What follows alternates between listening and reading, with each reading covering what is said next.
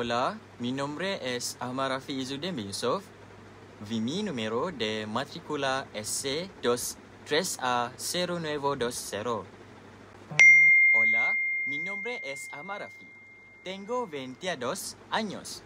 Vivo en Terengganu. Estudio en la Universidad de Malaysia Kelantan y también estudio español aquí. Me gustan aprender español porque no es tan difícil como pensaba. En mi tiempo libre me gustan jugar videojuegos como el fútbol. También me gustan los futbolistas españoles. Su nombre es Lamine Yamal. Es un gran jugador.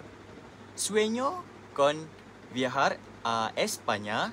Esto es porque quiero ver un partido de fútbol de mi equipo favorito, el FC Barcelona. Eso es todo por mi parte. Gracias.